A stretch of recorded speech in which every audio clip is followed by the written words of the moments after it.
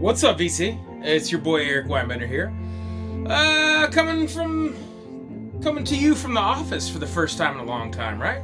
So anyone who's newer to this channel, not that I've been around that long, anyone newer to this channel's probably never seen this room, and anyone who's seen this room before, hey man, thanks for being a longtime friend or a backwards discoverer. So I did a room tour some time ago for my listening room, right? So this is where I have the bulk of my music collection, probably some 125, 250, probably 700 plus records in here, right? Bins and boxes out front, probably broken 1,000 mark, right? Probably got some 300 records in the main listening room where the noise is coming from. I don't know how well this can convey, right? So, anyways, here to make a video. You know the routine. You're looking at me, so obviously I'm making a video. This is going to be in all the, if you need to label it such, the urban orientation. This is all jazz, soul, funk, not so much in the R&B. But, well, yeah, anyways, all that. But, yeah, I really haven't been in a mood. But, I got a gift and inspired, this is all recent finds, inside enough in kind of one broader paintbrush stroke to make a video, right? But, anyways, yeah, haven't been in the mood. Today, August 13th, probably not the day this is going to get published, I'll have to upload, but today would have been my dad's birthday, and not only his birthday, today would have been the day he retired, and we had some plans today that are never going to come. But without being on a downer, right, and cheers to Pops and all my friends in the vinyl community, I'm drinking a drink of my own creation, a Canton Stinger. Delicious. This bottle's almost empty, but brandy's so grossly underpriced and underappreciated in America that a VS, a very special, and a VSOP, which is a step up, very special old pale, you might as well go one step up and get into your cognacs and your XO brandies and what have you, right? And then this mirrors a Japanese lantern because of the flavor profile of ginger, but this is a French liqueur, Domaine de Canton. But splash of orange bitters optional, either aggressively shaken on ice and dumped into a martini glass or served over the rocks to mellow out slowly is the best way to just enjoy all the flavors kind of muddling and melting together. Or if you wanted to assist it, or maybe kind of water down a drink because you're only having one slowly over the night, choose a proper ginger ale, a ginger beer, Jamaican or domestic otherwise, Goslings or Vernors or something appropriate, right? Barrett's as well. Alright, let's get at it, right? So a couple minutes of nothing, right? You could probably hear what's going on in the background right here. This is a fairly rare LP, right? So, this is courtesy of Joe at Cabin Floor Records from his personal stash. That's right, your boy is privy to the personal stash. But can't be mad at that. But this right here, this Duke Edwards on Prestige, and you can't see the label obviously because it's spinning. It's that overlap and directional arrows right here. That is the navy blue with silver label. I think since we're getting in the whole jazz realm, I assume Prestige is going to be a theme, right? So, Duke Edwards, if I'm not mistaken, and forgive me, I'm actually going to talk about music this one. I'll probably be a little bit later on dick jokes, and who knows if anyone's watching because Veronica's not here. Nobody wants to watch Dustin and I on our last video have a freaking riot. And then we talked about jazz and mixed drinks and gave a shout out to Mazzy a few weeks ago, and people were like, I'm not really tuning in. I'll wait till Veronica. But so, that gripe's over. I'm just doing this for me and the friends who care. But so this Duke Edwards is super clean. There's the lightest crackle once in a blue moon, rarely. And outside of the initial needle drop on side one, maybe the first 5 loops having a little crackle and static, this thing plays super clean. Is It Too Late is kind of a the entry-level song, entry song, is kind of spoken word jazz poetry, folk jazz poetry. And then it kind of gets into this, I know people throw around the term psychedelic now, but almost like a psychedelic funk de-evolution into avant-garde free jazz. And it kind of gets hectic after he's preached on topics that are still relevant to this day and in the opinion of the world. And by the way, it's never too late to pursue your new job, to forge new relationships, to mend old fences, whatever it may be. It's never too late. But Black Elephant gets a little weird. Some people aren't too keen on that. I think it's just part of the process. And then side 2 mirrors side 1 and opposite, where side 1 starts off with the kind of vocal spoken poetry lyrics and devolves into it. Side B, which is a song called Man, which is 21 minutes and 15 seconds, is a 3-parter, Baby, Don't Cry Baby, Why, and Reach for a Star. It kind of goes into music and then proceeds into lyrics, and then it kind of gets scattered and crazy at the very end as it exits. But if I didn't say it already, I believe Duke Edwards started off his career as a percussionist playing with Sun Ra before he did his own thing, and then his career never really took off. It was probably why this record is somewhat rare. I don't think it's impossible, but somewhat rare. And then, I guess thinking about pops, I pulled a couple of these out. These are all new finds I haven't shown. But this B.B. King, Dad and I saw B.B. at the House of Blues many moons ago in Myrtle Beach. And this is a lot of this stuff. If I don't directly call out Pharmacy Records, I'm sorry, Joe at Cabin Floor Records for some of the unique finds. A lot of this is from that guy who consistently turns in things in the shrink-wrapped soul funk department at Pharmacy Records. I've been having some gems lately. But this is ABC Records. It's in the shrink, and it's on that old school building block logo, the ABC logo, right? So pretty freaking clean. Super happy with that. 1973 B.B. King. And then this is one of those book by a cover, or I should say album by a cover. This does not fit. So Shirley Scott, and of the Shirley Scott Trio, was the first lady of jazz piano, I think is how she was labeled or whatever. She is an organist, played electric organ and piano as well. Who's on this? For people that, not that I know them, but for people who care. Shirley Scott on organ, Major Holly on bass, and Roy Brooks on drums. Side A is simply Drag 'Em Out, self-titled, right? Okay, and then side B, which is actually more up-tempo than Drag 'Em Out, which you'd think would be more ferocious, if that makes sense, is 3 tracks. The second time around, out of it, and the song is ended. All right. So this is 1963, and if this album cover fit the music, this should be a. You know what this should be? You know what? I got my library right here. Let me see if I can pause. Hey yo, back at you. I figured I'd go ahead and grab this while the music plays. No need to miss the music, right? So getting on to that Shirley Scott, right?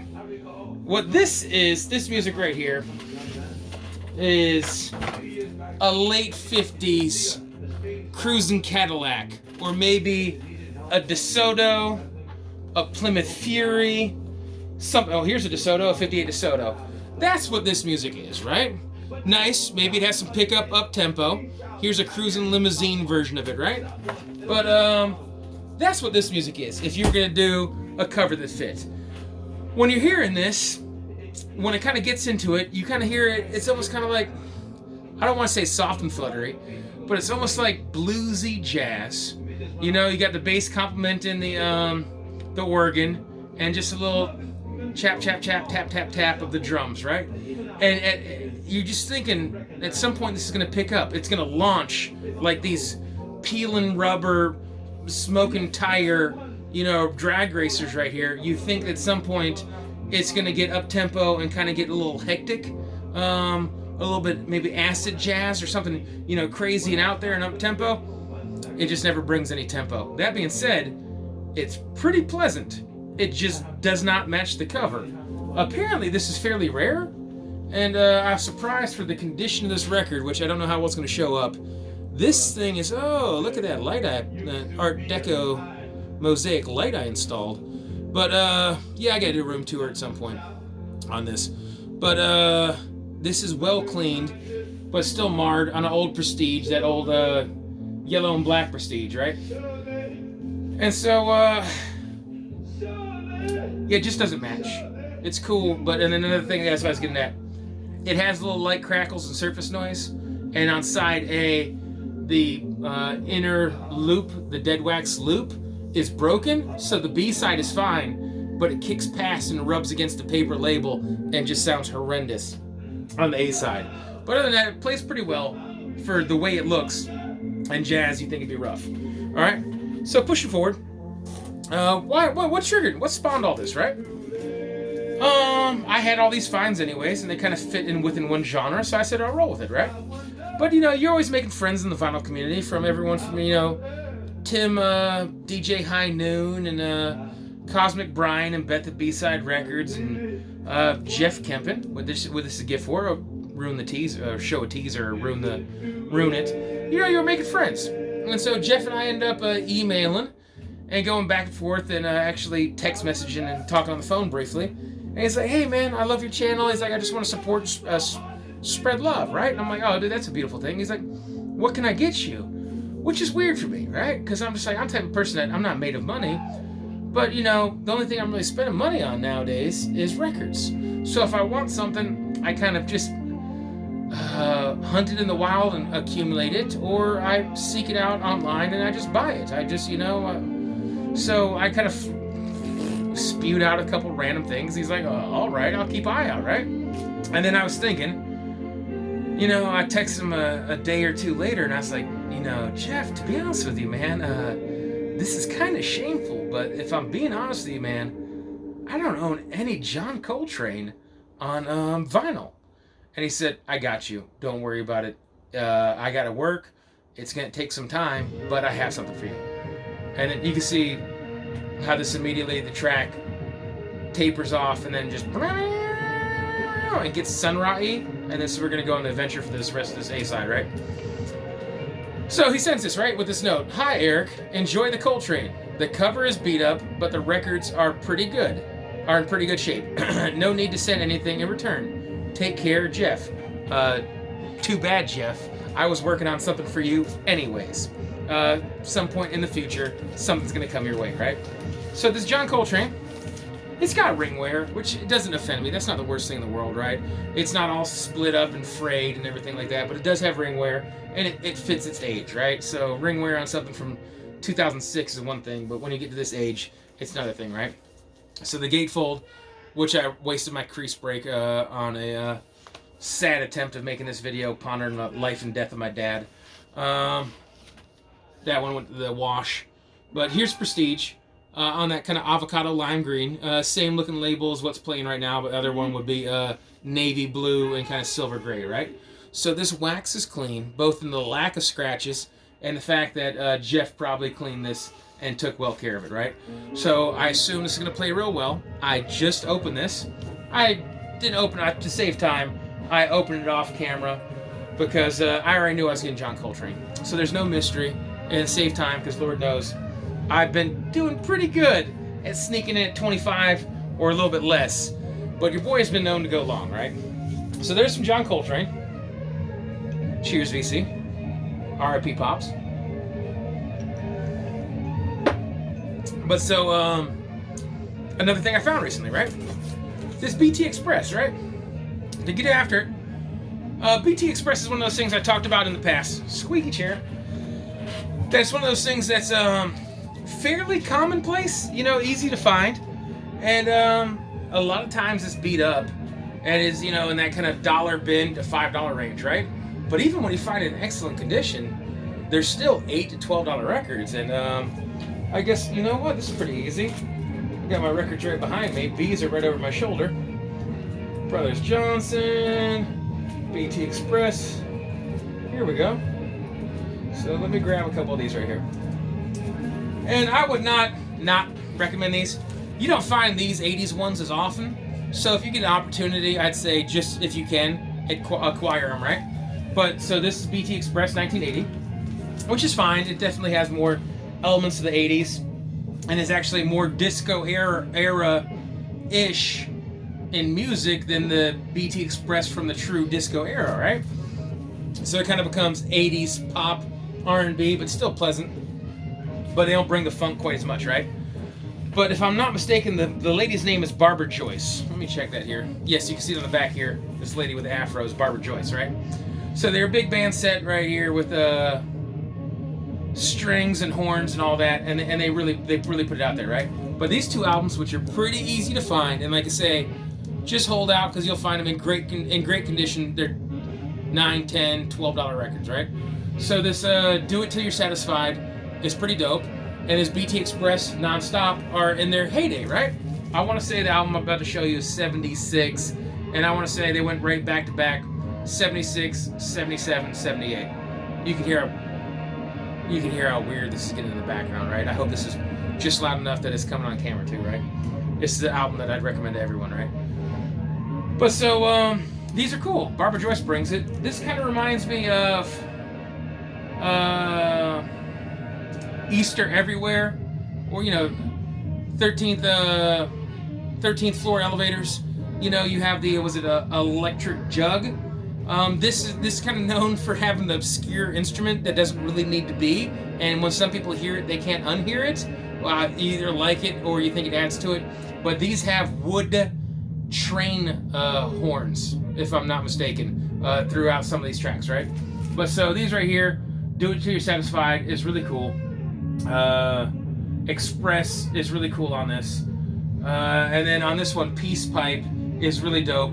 Oddly enough, they have a song on here where these aren't as disco-y, a song called Discotizer. And then Happiness. Anyways, these are pretty dope. These are Barbara Joyce era.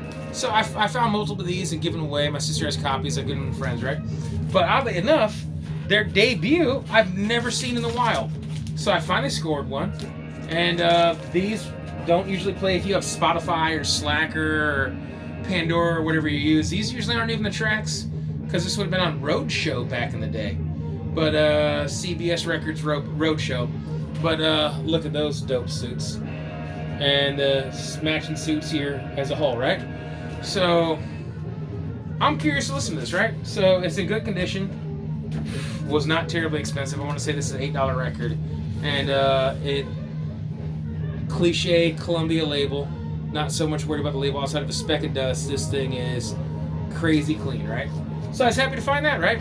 I'm going to discover that in the very near future. And let me just set this aside because Vinyl Richie gets mad. All right. So this right here, Leroy Hudson. Same stack from this keeps on coming in. This guy is just making my day, right? So every time I go to pharmacy, I'm like, hey, did that guy bring in anything, right? And so this Leroy Hudson is that same In the Shrink guy, right?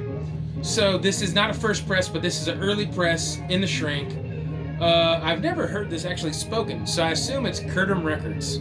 But that's Curtis Mayfield Records. Curtis Mayfield was one of the first black musicians, not just black businessmen, but black musicians that had his own record label, which is pretty cool and impressive. But this album is 1973, is the debut of Leroy Hudson. It's funky at times, but at the end of the day, it's lyrics of consequence, oriented, R&B, soul, funk. But lots of different cameos depending on what the tracks are. So you have players in the realms of bass, guitar, drums, conga, organ, vibes, flute, piano, electric harp, percussion, sax, trumpet, trombone, tuba, a different trombone player, percussion, tenor sax, another trombone player, string contractor.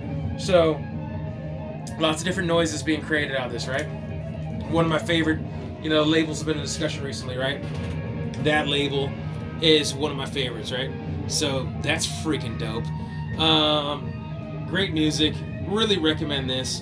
You can hear what's going on in the background, so I might send a link to this if I recall, like I did that East Harlem in the past. A lot of people were appreciative of that. And I would say, like that East Harlem or this Young Ones, that's a little bit more in the realm of obscure. This is not unknown by any means or impossible to find. This condition is a kind of a rarity, and I appreciate that. But this, I would say, is definitely, if you like Curtis Mayfield, you'll probably vibe in on this. And speaking of Curtis Mayfield, after he left, if you don't know who Leroy Hudson is, after Curtis Mayfield, who started his career with the Impressions, after he left the Impressions, Leroy Hudson was the second singer of the Impressions. And then they both got along with, I want to say, it was Stephen Harris, the guitar player. I can't quite recall, but he had a good rapport with Stephen Harris, as did Curtis Mayfield, and that's how they got together in the future. And then he ended up on this record label.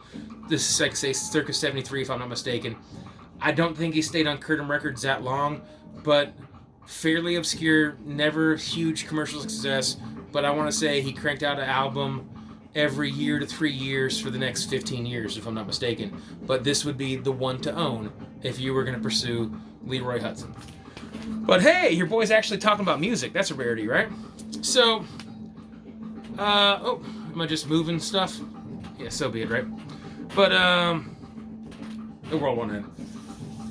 So, in the realm of jazz, there's a lot of compilations I don't mind. If it's eclectic compilations like soundtracks or whatever, and you just like the mix of random music, I definitely appreciate that. But as far as compilations, if it's heavy metal best ofs and rock and alternative and things like that, that's all right. And they usually kind of set things in a way where there's still a flow to the album, right? But for jazz, I kind of just want to go on the ride, especially because so much jazz are live albums that are played one into another and they have a design and you want to go for the ride.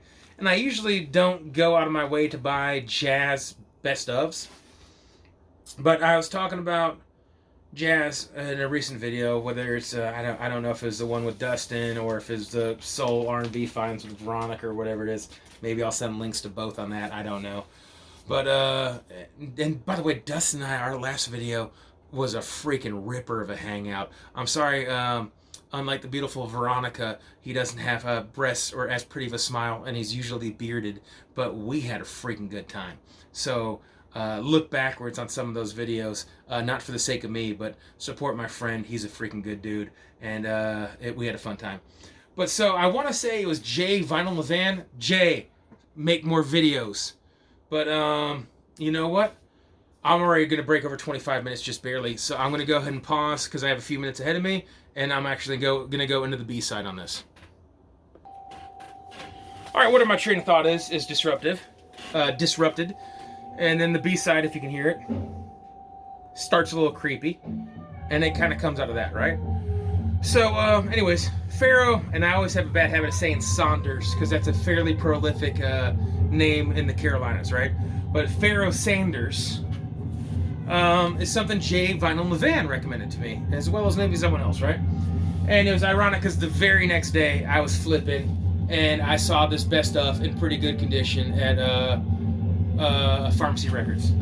So I picked this up, and I haven't had a chance to spin it yet, you know? Been listening to some other finds, but it's on that old Impulse ABC 4-mark label, right? So clean wax, best of, double LP. I figured that'd give me a good taste. And even though this isn't kind of the individual albums that he specifically named, I figured this would be good enough to go on the adventure ride and figure out the flavor of Pharoah Sanders, so to speak, right? So that's that. Happy to score that. That's my introduction into Pharoah Sanders. And once again, if anyone's deeper into jazz knowledge than I am, and they have jazz recommendations, by all means, make them. I'll listen and partake. But I wanted it out. I actually talked about some music today, and refrained from just dick jokes and silliness, and actually talked about music. But here we are at the end, and I am me, and it is what it is. Your boy still loves bad album covers, right?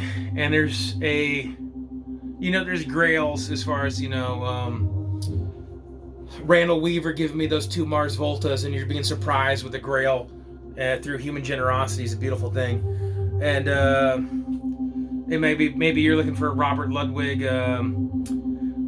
Led Zeppelin, or whatever your grail is, whatever. And I have those of grandiose music that I just want to own. But I love silly records. I love bad album covers. And this is what I would call a silly grail or a goofy grail, right? So this is not the Herbie Man shirtless with a flute over the shoulder. But this Herbie Man, and it covers side 2, track 1 is Our Man Flint. So the play on words, Our Man, M-A-N-N, his last name, wordplay, Our Man Flute. Herbie Man. This is priceless. He's in that European green military army trench with a flute with a massive scope shooting out the music. So here is a myriad of album covers. Herbie Man was terribly prolific, and none of which are the record I was speaking of. But by the way, flautist, my sister was a flautist. If you watch a recent video, I've always had an affinity to listen to the flute because of that, right? And so this is peaceful in the background right now. I know it gets a little whacked out in a little bit, but right now it's peaceful. So there is, and then by the way, more shoutouts. Jam on vinyl. There is an alternate colorway on the Atlantic. This is in mono. I don't know if this is your cup of tea of music, but it's definitely your style of listening, right? You're a mono individual, so why not take a second to shout out a good dude in the VC, right? Scratch, Philly Dog, Happy Brass, Good Lovin', theme from This Is Beloved, theme from Malamondo. Anyways, Monday, Skip to My Lou. Lots of tracks. This is still glossy, great condition. Happy to have it, right? So that's that. Still hunting. Wrote 25 minutes. Speaking quick, fairly high energy considering how my week's going. The heat in the south, high 90s, 80+% on humidity, heat index of the 110s at times. And your boy's just miserable, right? But so while we're at it, on that bad album cover realm, I'm just gonna get into this, right? This is disco. I mean, it's a little bit funky, and it has some good instrumentation ship, but it definitely is disco-y. The cool thing is I'll start here with the backside. This side A, and side A is Accidental Lover. Side 2 is I Found Love, which is the